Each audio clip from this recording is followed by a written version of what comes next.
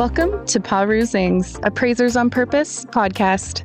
Our podcast showcases inspiring appraisers and professionals from the industry who are leaders in their field.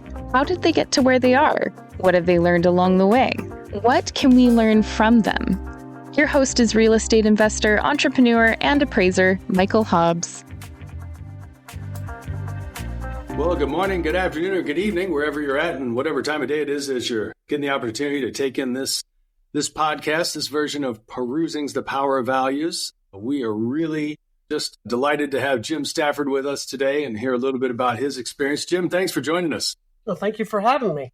Oh, man, it's a pleasure. It's just always so wonderful to hear so many different, as we say, yellow brick roads, reference to the Wizard of Oz there. And everybody goes down one a little bit different. People start at a different point and finish at a different point. And yours, nonetheless, is also an interesting one. So we appreciate you being part of that.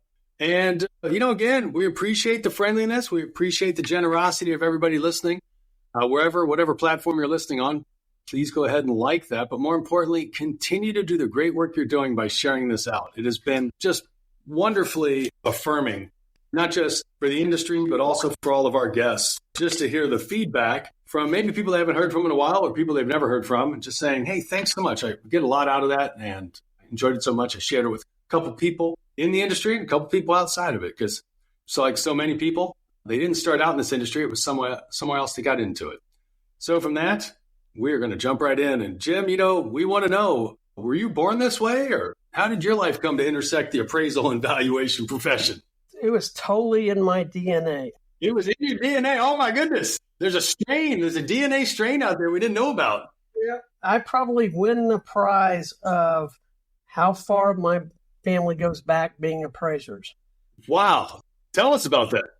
My great-grandfather, so my mother's father's father, was a judge in Texas, and he heard a landmark case that determined how mineral rights were to be appraised in the state of Texas.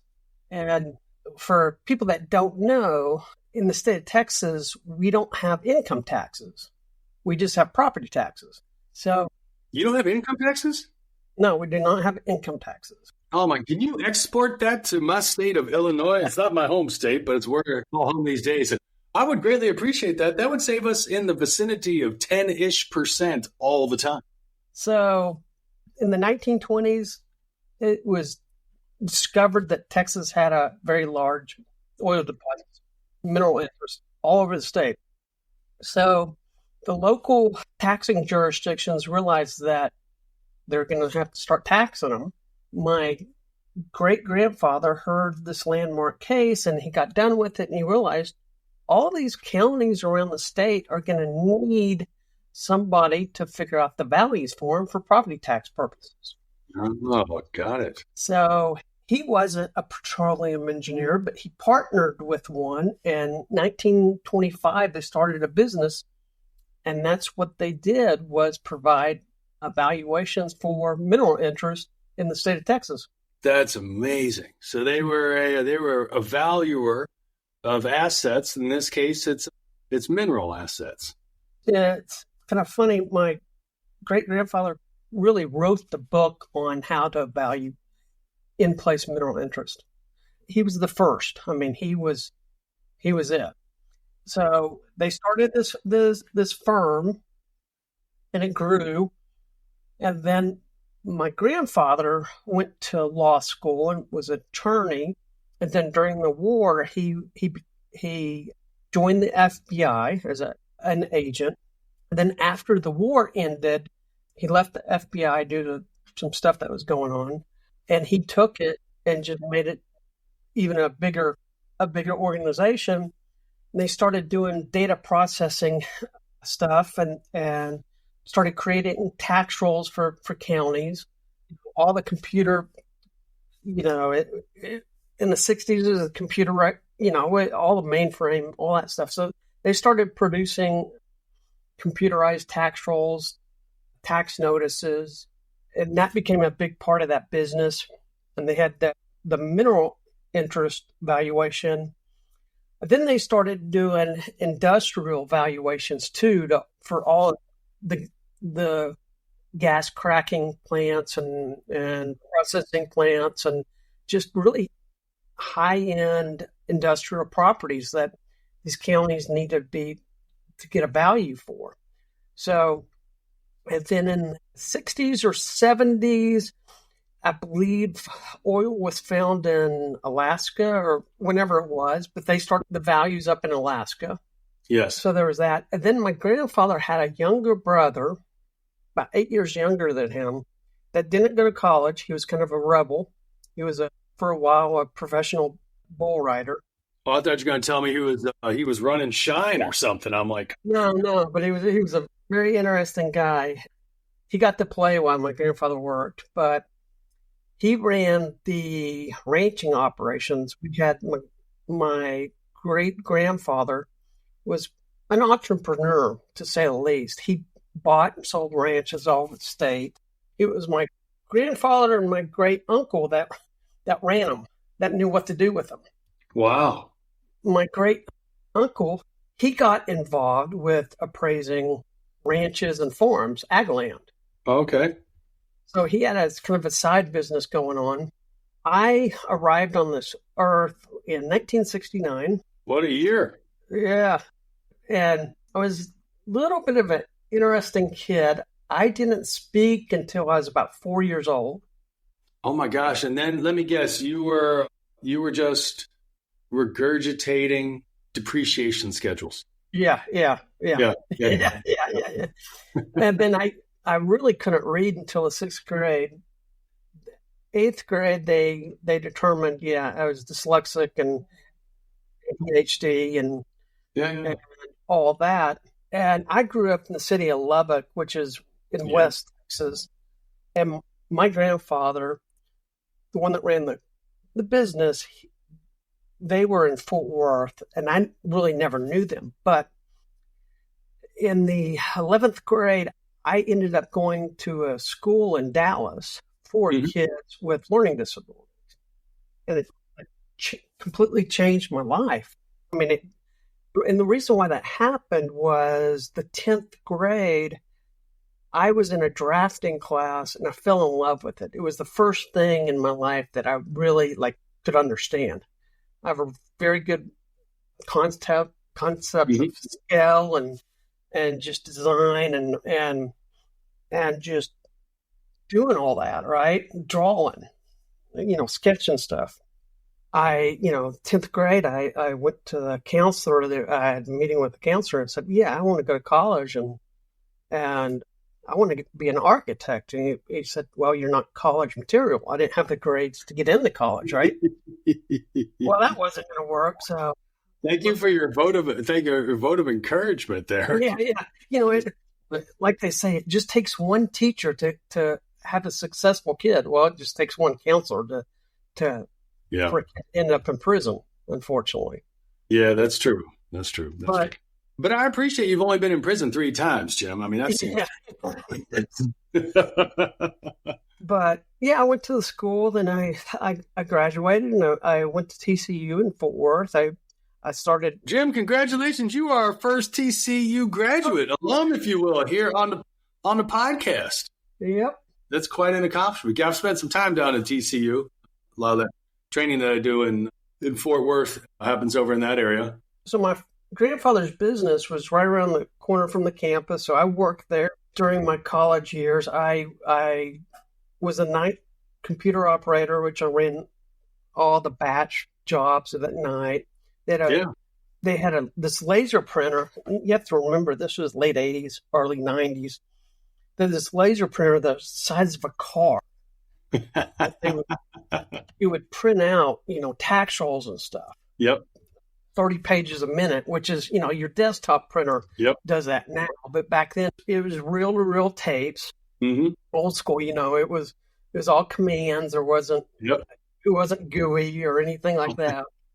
There was no sense of GUI back then, no graphical user interface. It was all type the text, type it properly. No bueno if you don't type it in right. So my job during that time was to run the computer system. Appraisal was written and the work file was done. I would have to make a copy of everything. And I would read through the appraisals and it's like, yeah, this is interesting, but I'm not I'm not an engineer. I didn't go to engineer school. So it was whatever it was.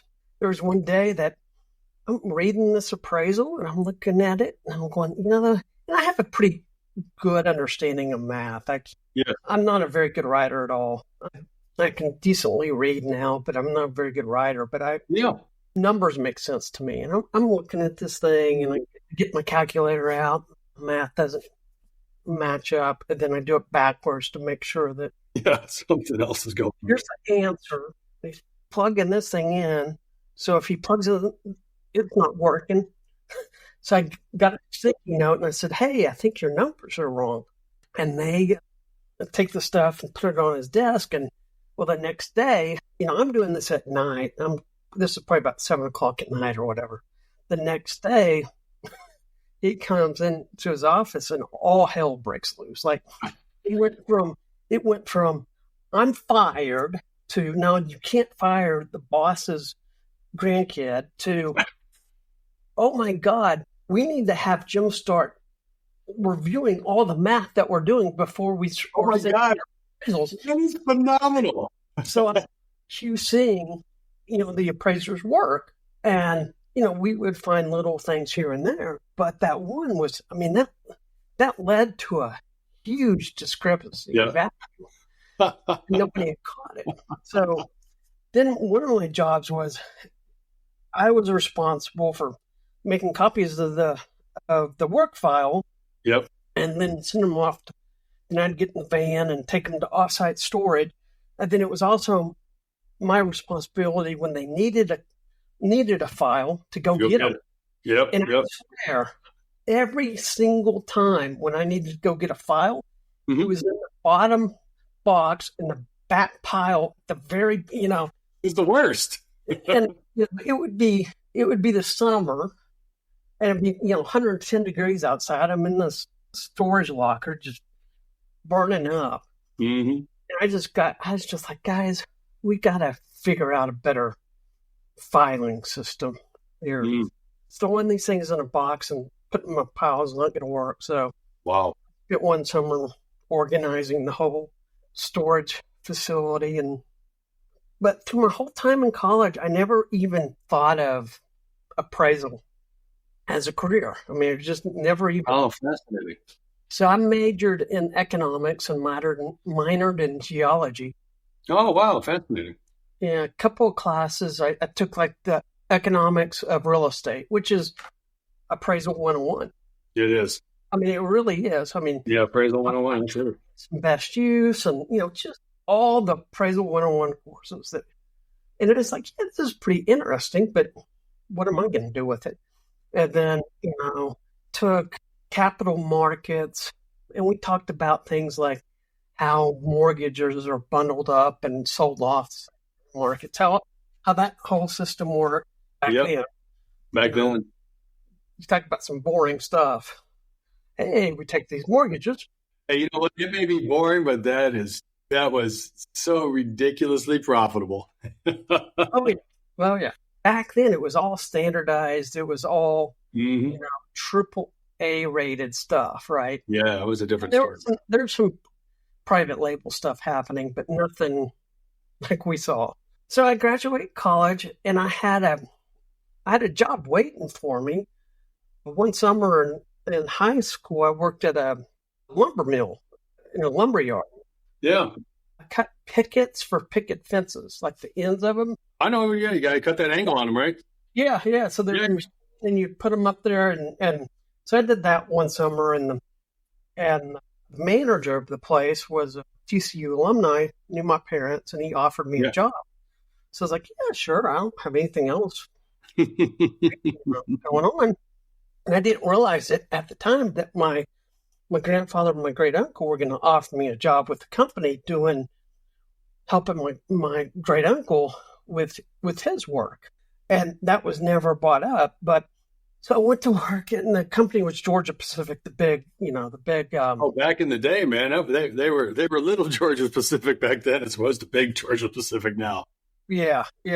And then that was our place was back in Lubbock, but then I spent some time in Atlanta, the office there. But I was sales rep for them and hated it. It was just not. Oh, they put you in a sales rep position? Yeah, it was just not. Oh, Jim, we spent just a small amount of time together. That was a failing endeavor. That is not you. Yeah, it was I mean, I am a data geek. I mean, I can spend hours crunching numbers, but the one thing I can't do is spend hours cold calling people. Yeah. You know, so it definitely was not my type of cup of tea. About a year and a half into it, I decided I needed to leave. So I quit. I didn't have a dime to my name. I didn't have. And then I was back in Lubbock, and then I came to Fort Worth, and it was funny. I was staying with my grandfather, and he gets home on the phone with great uncle. He says, "Well, Winston wants to talk to you. Why don't you go in and talk to him tomorrow at the office?" So I went in and said, "Yeah, we have a job for you, being an appraiser." I was like, "Well, I don't really know anything about, I'm not a petroleum engineer." He goes, "No, you're going to help me doing ag appraisals." So I was like, "Okay, I think I'll do that. I'll try that." And I start and I'm basically a data collector for a few months, right? So what I mean by that is, okay, we have a ranch out in West Texas. It's about 14,000 acres. They need to get it done for an estate purpose or whatever it is. Go out there and take photos and measure everything. And I worked with a couple other guys that did other things. So they went out with me, and about 30 minutes into it, one of the guys was like, "Okay, you can measure anything," right? And that was kind of how I grew up is I knew my way around reviewing maps and understanding direction. My mom always said that she never needed to, when GPSs became a thing, she already had one when I was driving in the car with her because I was never lost. I always knew where I was. Yeah. I mean, that's kind of the way it was, especially growing up in those parts. So it's yeah. I mean, you just learn your way around because you had no other choice but to learn your way around. I mean, I always knew where to go to the ranches, how to find them, and then I always knew how to measure the houses and barns, and a barn's not hard because it's just a big rectangle, I mean, I was kind of a data collector for a few months, and then I started doing the analysis and really started enjoying that. And then that type of work kind of slowed down at times. I would go help on the ad valorem side. Oh, really? Okay. Yeah, we had a team that would work local. They call it local values, local real estate. They weren't doing mineral interest. They were doing what everybody thinks is like typical real estate properties, houses, and commercial buildings, and and then they were creating the schedules, the value schedules, and then doing conventional reappraisals where they drive every property in the county, whatever county. Yeah, I get it. So I did a lot of that stuff. It was like every week I was in a different part of the state. If I was not in, Wyoming or Montana, where we would do ranches up there too. Sure. So I was traveling all the time. And fortunately, only about 2 years into it, my great uncle passes away and things kind of change. And I left the firm. I started the firm in 95 and left in 99. Oh, I see. I had two options to go. I could do a split fee arrangement with a local appraiser in Fort Worth area, or I had a job offer with Dallas Central Appraisal District, which is, for everybody that doesn't know, in Texas we have appraisal districts that appraise the properties for property tax purposes. Then they send the values off to the assessor's office so they can assess the taxes and collect them.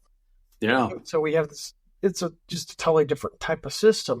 And it is different. there I was territory appraiser in the residential department for a certain school district. So I did all the residential properties. I was in charge of all the residential properties within that school district in the county of Dallas. So during that time, they were creating a program called Mars, which was a computer-based mass appraisal system. So when I started, it was all paper. Everything was paper. Right? When I started, I had a 35 millimeter big Canon camera around. Yes, you did. And one of the reasons why I did leave the company was I did a ranch about 3.5 to 4 hours away. I go all my pictures and do everything and stop by the county offices to get property data information and get comps and stuff like that. I get back, we stop at the 1 hour photo place that we use. I get the film back and the pictures the film got exposed and the pictures didn't develop. No, that's the worst. So, a couple of days later, I'd wake up at 6 o'clock in the morning, drive back out, take photos, and then drive back. It's all day. And that was just the way it was back then. So when I went to work for DCAD, it was 4 days a week, 9 months out of the year. And so every Friday we were off. So sounds pretty good. A lot of people might like that kind of employment these days there, Jim. Yeah. So Friday mornings I was out at the golf course. And during that time I had met an appraiser that started working there because his volume kind of fell off and he needed to do something a little bit different. So we got to be friends. And he was like, oh, you know what? We should partner up and go into business and open up our own firm and start doing appraisals for mortgage work. I was like, I've never done mortgage work. I don't want to write a 1004. That does not seem fun to me at all. That type of work just does, having to deal with lender clients and all that stuff didn't seem fun to me. But then we heard that LandSafe, part of Countrywide, they were hiring review appraisers in their campus in Plano. So we both applied, got jobs in early 2004. And I didn't know what an appraisal review was. I mean, I did a little bit when, we would get these, when we were at Dallas Central Appraisals District, we would get these appraisals in and you had to do a review on them to make sure they were decent. But nobody ever taught me how to really do appraisal review. So we get hired there and beautiful building, windows on all four sides. There's a lake out there. You can see the lake, the big lake here locally off in the distance. Just a beautiful, but we had these fairly small cubicles. And I always joke that it was like you came in the morning and if they were nice to you in the evening, they would unshackle you from the desk. There's a lot of people listening that can totally appreciate that, and some people are going to be completely offended. You need to understand times were different back then. Yeah. I mean, I'm there like a month, and I got an order in, and I had no idea what was going on to the rest of the country at the time. This was mid 2000s. I mean, there are certain areas of the country that were just popping. And whereas in our market, we were really pretty slow because of the .com bust. We got hit pretty hard from that, and it never did really pick up like the rest of the country did. I'm there for about a month, and I get this thing in Vegas, and it was like prior sale $200,000, and it happened 4 days prior to the effective date of the appraisal. And then value $300,000, and every one of the sales were like that. Wow! And I'm like going, this thing's fraud, and I kill it, right? And I was like, well, I'm not going to accept this thing. My manager comes back and says, "Oh no, you don't understand. These were pre-construction. They actually went under contract a year ago. the values went up so much, so fast, that now they're selling for 50% more than what they bought it for, I'm like going, this is nuts. This makes no sense whatsoever. So my dad, who is a real estate attorney, okay, he's been his whole life basically a real estate attorney. I had to tell him, he was going, he's telling me, are you kidding me? It's like, yeah. Oh my gosh, things are going to get bad. I was like, yeah, when the numbers don't make sense anymore, start watching out. So I stayed there. I just was never really comfortable around there with certain things going on. Got it. It was countrywide. There's a reason why. They had a certain motivation, is what you're saying. Yeah.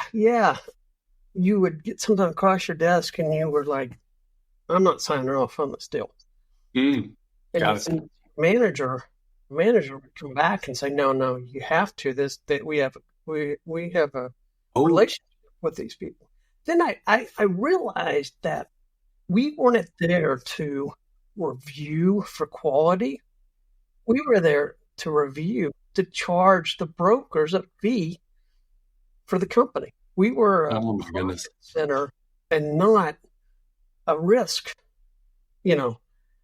analyst center. So, and that's my personal opinion on it. I think history,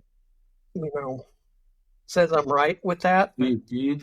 Well, everybody has their take. And I still have friends that were managers there that were, good people. So, I always try to, but during that time, right after I started there, I played in a golf tournament.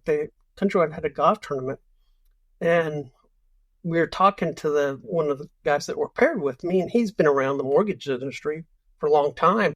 We asked him, what do you think about all the subprime stuff? And he said, best answer, he goes, listen, you're lending a whole bunch of money to people that have proven not to pay you back. What do you think's going to happen? And it's like, why are they doing this? And he says, well, okay, so a standard, Fannie Mae type of loan, you're only going to get a certain amount fee for, right? Closing fee for. These subprime deals, you got 4 or 5 times that. They're going after the fee. Oh, yeah, then offshoring the risk to somebody else. I was like, that's not what was taught to me when I took my financial classes in college. I don't think this is how it's supposed to work. So I started looking, and the one thing I realized is I did really enjoy reviewing. And I didn't say this, but I realized that appraising was, for me, like within the first week or two, I started doing it. Yes. First started. It just totally made sense to me. Everything just lined up. It felt very natural to me. Never thought that's what I would do for my profession, but it's not like I grew up going, I'm going to be a real estate appraiser. I have passion for valuing real estate. The market right now is tough for appraisal companies. Many companies are having a hard time getting enough work with the same marketing they used to.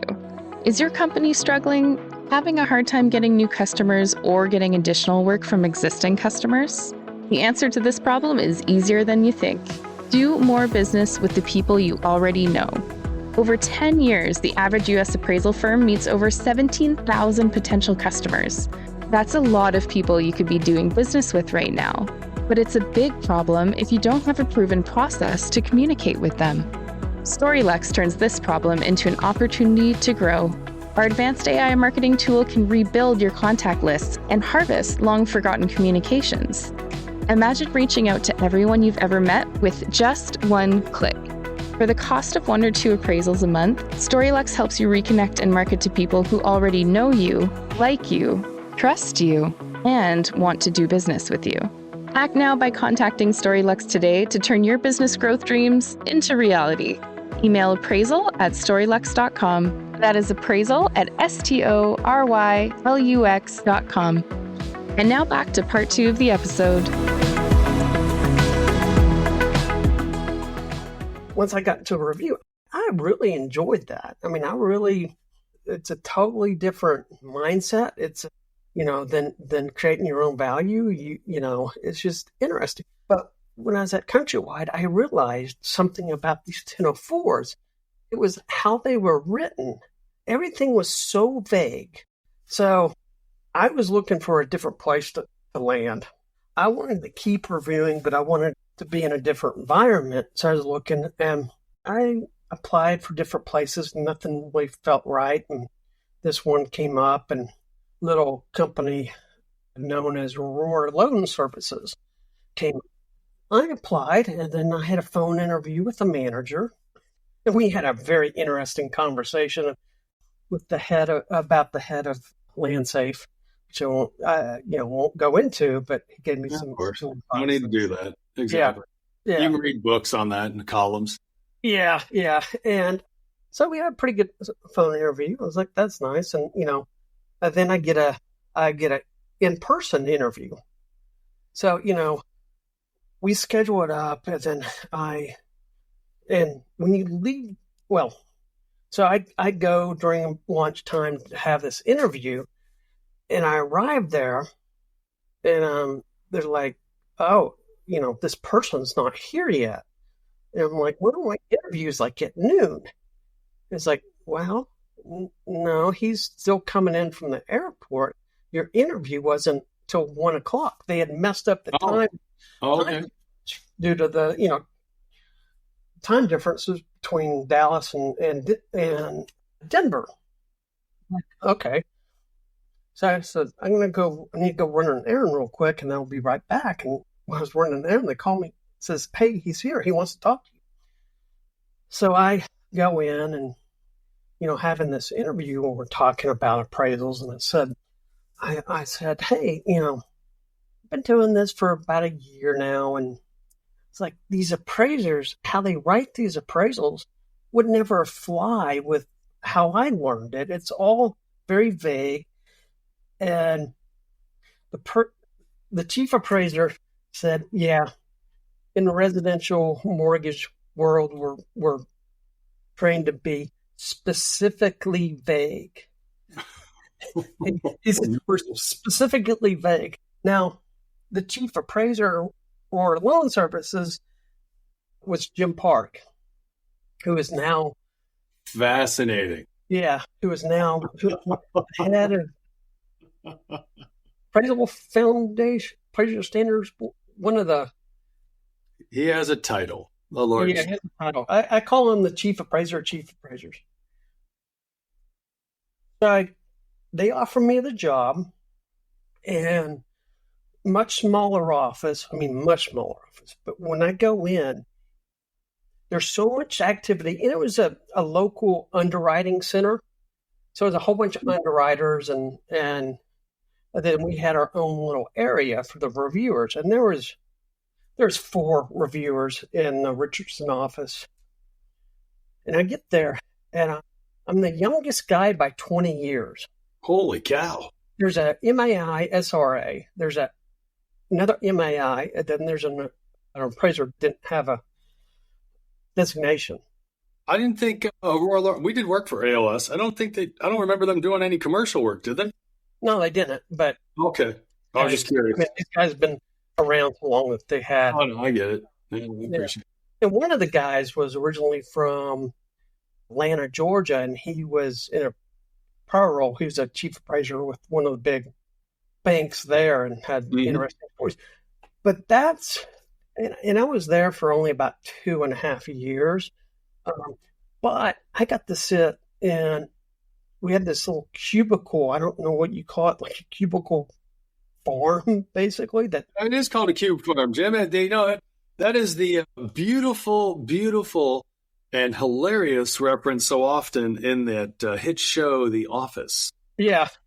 But it was just this kind of this pod, if you will, with these desks around it. And during that time, I'm so appreciative of having that time, because that's where I really learned the craft, right? I mean, I if I ever had a question, I had 3 guys that had 20 years. I mean, there's 60 years of experience between them. Extremely valuable. And just watching them, how they were doing stuff and how they were analyzing stuff. And I mean, those 2.5 years, I learned 10 years in 2.5 years. That's the nicest thing about that place was they were all so accommodating to me. Yes. And not, trying to stab me in the back where I've been some other places and just mentoring me, basically. Yes. I really learned the craft.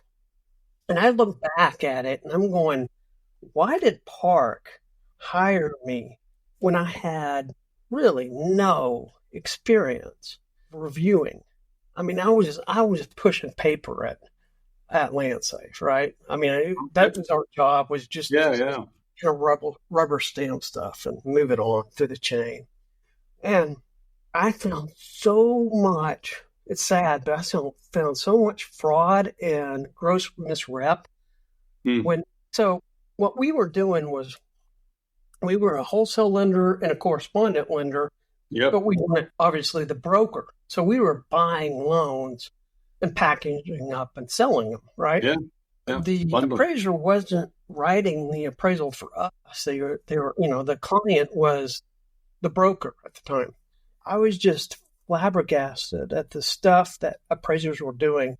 It just gave you a really bad sense of the profession, the appraisal profession of what people were willing to do. Really an example of the difference between LandSafe and Aurora was we had this package of loans, about 400 loans, and they were all new construction properties. Okay. And they were investment properties, so they had a rent schedule. And I was reviewing them, and something didn't add up. Like the rent seemed really high to me.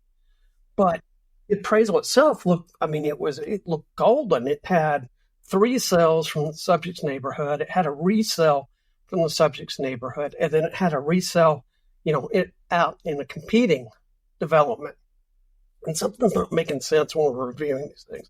We sent them out for a field review, and the field review comes back and says everything's fine as far as they can tell. So I called the appraiser, and he said, yeah, they were approached last year, the year prior, about doing the stuff. And they just didn't feel right about it, but they couldn't put their finger on it either. Oh, really? Wow. So I said, tell you what, send me the ownership information of these resales. I got that. And then I realized that what they had done was flipped property between the principals of this builder and this mortgage broker. They were flipping these things to make it look like they were legitimate sales when they were creating a market. I presented this to the risk department and Jim and some other people and said, hey, I don't think this is a legitimate deal. So I had a friend of mine at LandSafe, and we were out playing golf one Saturday, and I was telling him what I did that week, and he goes, hey, you know what? We just reviewed those files and sent them on. And that was the 2 places where Jim allowed us to call timeout and make sure we made the correct decisions, whereas at LandSafe, you're just pushing stuff through, right? Oh, wow. And then in 2007, we all kind of knew what happened in 2007, right? One day, moving company comes in with a whole bunch of boxes, and then we called in a meeting and said, we're shutting the office down. And it was no surprise that was going to happen. I mean, we were all just waiting for it by then. So that happened in September of 2007. I knew Fannie Mae had offices here in Dallas. I didn't really know what they did. I knew they had offices. The rumor was they were hiring review appraisers, but I couldn't find any listing online. I couldn't find it through Google or the website or anything. Somehow I hooked up with agent that provides contract workers to Fannie Mae. No way. What a fascinating gig. Yeah, they needed like seasonal help, different season, So they would hire somebody for like a 3-month contract or 6-month contract to do review work or whatever. So I contact that guy. He sends my resume off to one of the managers and one of the partners of Fannie Mae, and said the guy went back to him and says, "No, I want to interview this guy for a full-time job." Oh, wow. So yeah, I get a call from HR and said, "Hey, we want to schedule you for an appointment in the valuation department." I was like, "Okay." So I interviewed, and the rumor was trying to get hired at Fannie Mae was a multi-month operation, right? So we have a good interview, and he has a test. This guy has a test for me, like simple appraisal. You mean kind of like that FHA exam when you want to get on the roster? Like it's not too difficult, but you got to actually know something? Yeah, exactly. Yeah. So, he has a blackboard up there, and he's asking me these questions. I guess I answer them right, because I get down in my car after the interview, and it's an HR going, "Hey, we want to schedule you for the second interview." I get hired. How long did it literally take you to get hired? Sounds like less than a month. Oh, it was, I think my first interview, my first interview would have been October. It was like 2 weeks after that I got the offer letter, and then I was to start November, I think the 13th of 2007. Okay. Interesting, during that time, like in May of 2007, I just had my daughter, or my wife had our daughter, and my wife had quit her job and got her master's for 2 years. And then she got pregnant, so she was out of work for about 3 years. So when I got laid off from Lehman, like, we didn't have any income coming in. It was like, she gets the job during that time. And then I say, "Okay, I'm going to stay home with our daughter." And then I get start my own appraisal company, I guess, try to work that in somehow. Then I get this job at Fannie Mae, and then we had to find a daycare real fast. Oh, man, I imagine so. I go to work at Fannie Mae in the valuation department, and at that time, at the end of 2007, there is like 21, 22 people total in that department between review appraisers and support staff and manager. And for the first like 4 months, it's just really laid back. Well, Aurora Loan Service was part of Lehman Brothers. I didn't say that. I don't think I put that out there. But it wasn't like Lehman Brothers in New York. My manager was in New Jersey. Okay. And she would come visit us and go, "Oh, man, y'all's office is so much laid back than ours." But she would tell how high strung the main office in Manhattan was. It was a great time, but it was very stressful. We had to get it right. Yep. But during that time, since we were Lehman Brothers in a financial organization, anytime that we got an appraisal that we thought was fraudulent or gross misleading, misrep, Yep. we would send SARS to the FBI, which is a serious suspicious activities report. Yeah. Then we would put these appraisers on our 100% review list. Okay. So we started seeing these constant appraisals from different appraisers. I mean, just, every single one, there was some kind of major issue. And that went on the whole 2 years I was there, and, nothing ever happened to it. And I was at a local industry meeting, and there's one of the FBI agents there that he was talking about. He said there has to be $1 million in damages before they even investigate anything. Oh, really? Wow. So I was like, well, okay. So, these things have to default before, and a whole bunch of them have to default. So I didn't think anything of it. But I get to Fannie Mae, And I'm there for, man, like 2 months. Mm-hmm. It's I had heard that the environment around there was not a fun place to work. But what was funny about it was just so laid back. It seemed so nice. And then the Friday that I went to work on Tuesday and Friday, all the C-suite guys, I mean the CEO, it was a yearly thing, a tradition where they would come in and they would serve Thanksgiving dinner, Thanksgiving lunch, turkey to all the employees at the Dallas office. They'd be on the serving line, and it was just kind of their way of saying thank you. Sure. And there was always this idea that the C-suite people were not any higher than the worker bees, which it's just analyst level. So, and they were always really down to earth. And so I'm in the lunchroom in the cafeteria one day, eating by myself, and this guy just sits down, comes up to me and says, "Hey, I see you work for Fannie Mae." In our building, there's Fannie Mae and there's Chase had offices in there too. So we shared the same cafeteria, and he sat down and said, "Hey, how long?" Started talking to me, and he's telling him about my history and stuff, and I was telling him about, this is going to get a lot worse before it gets better. And he says, "Yeah, you're right about that." And I said, "I really wish there was a system in place that could catch some of this fraudulent stuff that I was seeing." And I told him about the whole new construction thing that I had at Aurora. And I said, if there's a system in place that would catch that, if these two cells were higher than everything in the area, maybe it needs to be kicked out to a, experienced reviewer to maybe take a look at it. And we were talking, and hey, man, you have a really good idea.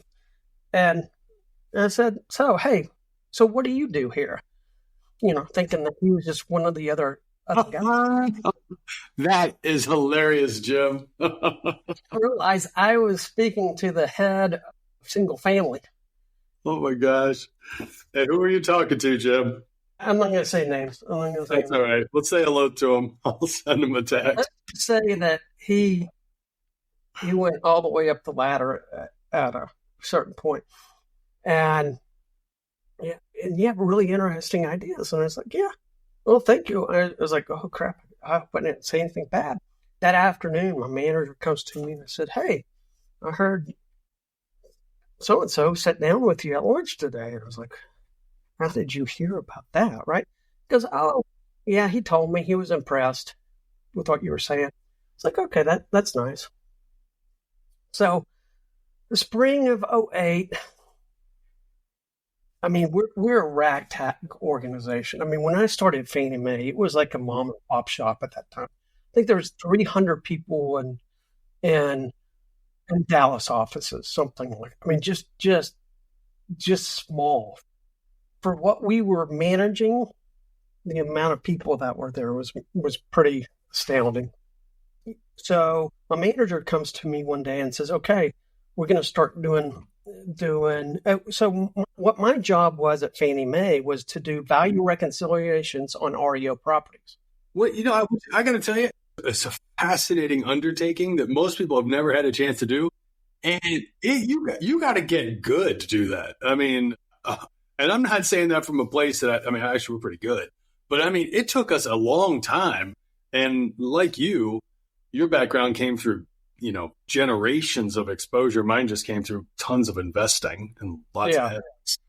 And you really learn property and valuation and markets from the inside out when your money's at risk all the time.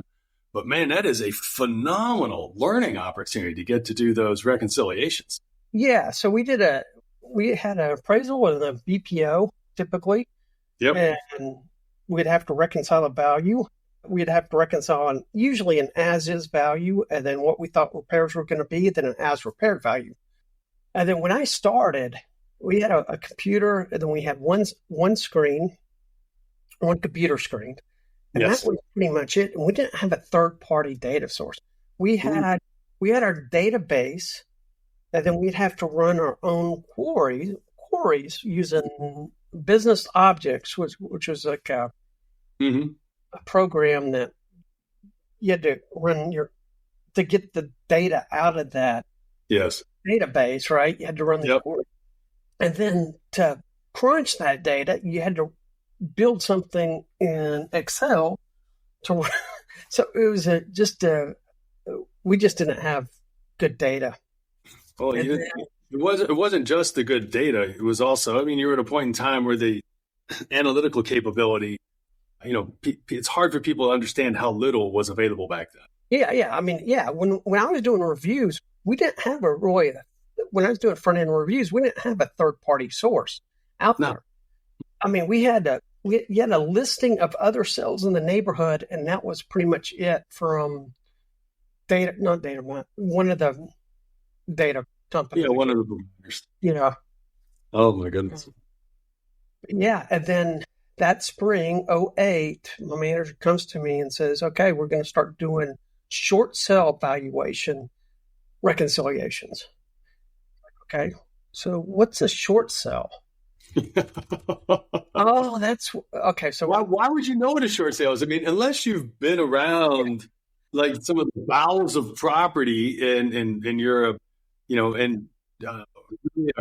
behind the scenes investor, like you just or a bank officer or something, you would have no idea what a short sale is. I got to thinking when I took my certified residential exam, that was one of the questions on the exam. I was like, oh, that was probably the question I missed on my exam. I got very intimately knowledgeable in that part of the business. Well, I bet you did. So I built out the desk, the short sale valuation desk, and it started with about 5 a day, five properties a day. Geez, it was probably 5 a minute by some point in the future. And then it went up to like 10 a day. I could handle that, no problem. Got it. 15 a day, then 20 a day, then 35 a day. And I went to my manager and I was like, I can't handle this by myself. I mean, this is too much work. I can't. And he looked up from his computer screen and says, I don't have anybody to give you. I'm sorry. We don't. Yeah. And this was the big summer of 2008, right? Oh, it hadn't even begun yet. Goodness. And then September of 2008 comes around and leave office one Friday afternoon. Everything's crazy, I work for a GSE, this crazy thing called a GSE. I come in the next Monday morning. All of a sudden, we have a new CEO. We have a new board of directors. The Treasury. Yeah, Treasury came in. Basically, 80% of the company.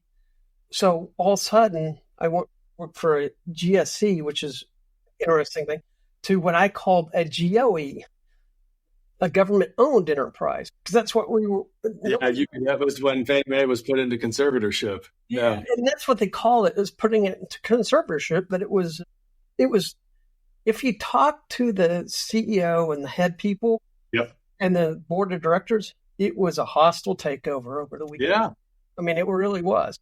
But it was something that needed to be done. And that's a whole nother story that we're not going to go into. But yeah, it had to be done.